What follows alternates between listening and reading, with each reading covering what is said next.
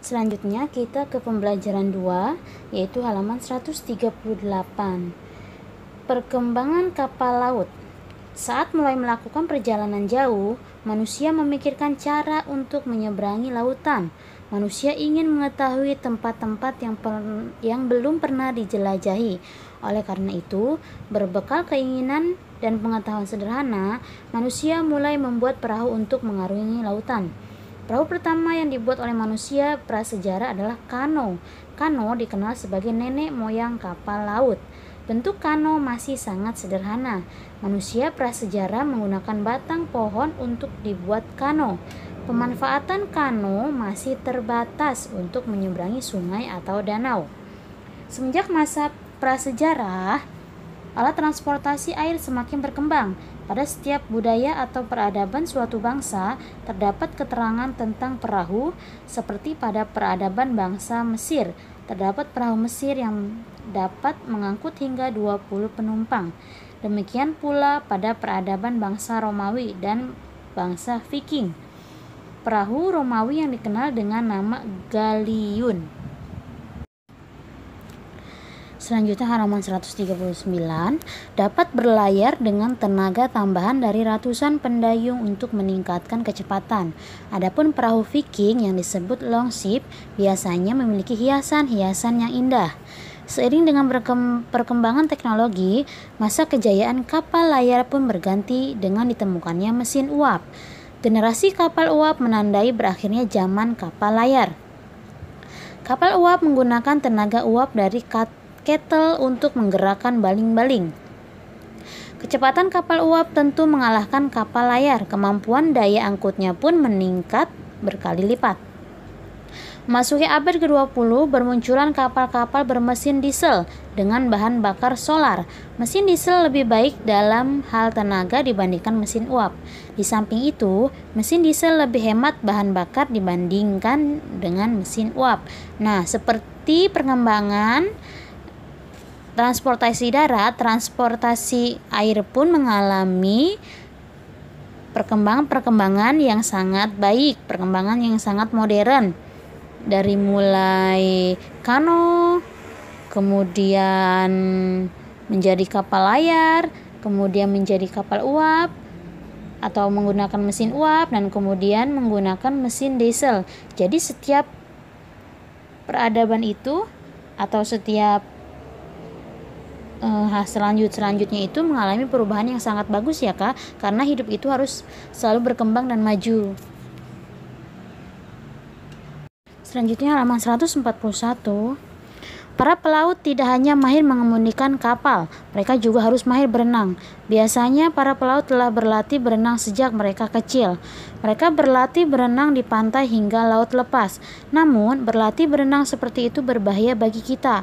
Oleh karena itu, kita cukup berlatih di kolam renang saja. Kolam renang merupakan tempat yang dikunjungi oleh banyak orang. Petugas kolam berusaha untuk membuat pengunjung merasa nyaman dengan menjaga kebersihan kolam renang. Lumut dan daun kering disingkirkan. Air kolam juga diberi pembersih dan anti kuman untuk membasmi kuman penyakit. Namun, kita tetap harus menjaga kesehatan tubuh kita sendiri. Setelah berenang, hendaknya kita mandi untuk membersihkan diri. Bilas tubuh dengan air, kemudian keramas rambut dan sabuni seluruh tubuh. Terakhir, bilas tubuh hingga benar-benar bersih. Kita lakukan ini untuk menghilangkan kotoran yang tidak tampak mata. Selain itu, zat anti kuman tidak lagi menempel di kulit. Bila tidak mandi setelah berenang, tubuh kita akan mengalami hal-hal berikut. Tubuh dapat terserang penyakit gatal, kulit dan rambut menjadi kering dan kusam, dapat terkena penyakit kulit, tubuh menjadi berbau zat anti kuman dari kolam renang. Selanjutnya halaman 142, demi kepentingan bersama. Di dalam kolam renang, banyak pengunjung yang datang, semua ingin merasakan keringangan di kolam renang. Tua dan muda, laki-laki dan perempuan, siapa saja merasa senang di kolam renang. Semua pengunjung yang datang harus bersama-sama mematuhi peraturan. Dengan mematuhi peraturan, semua pengunjung akan aman dan selamat. Semua pengunjung juga saling menjaga keselamatan bersama. Salah satu tindakan yang dapat dilakukan adalah dengan tidak meludah atau makan di tepi kolam. Ludah dan sisa makanan dapat membuat lantai licin.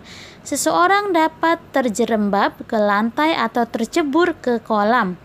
Saling menjaga keselamatan tidak akan terwujud jika tidak ada rasa kebersamaan di antara pengunjung.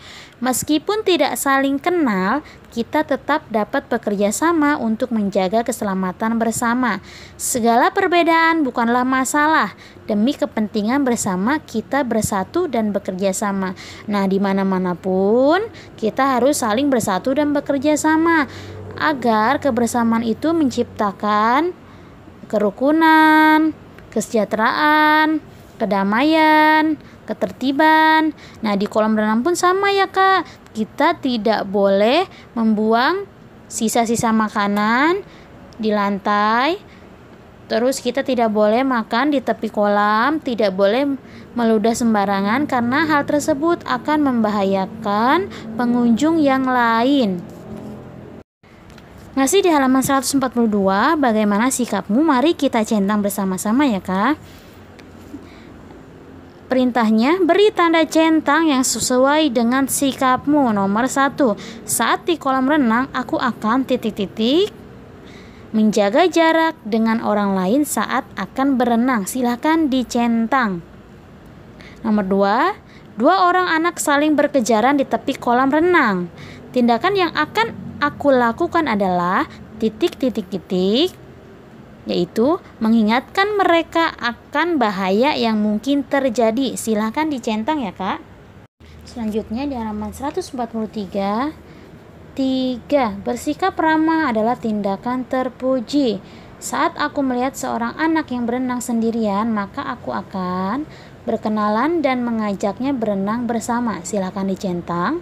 Nomor 4, aku sedang bermain meriam air di taman air.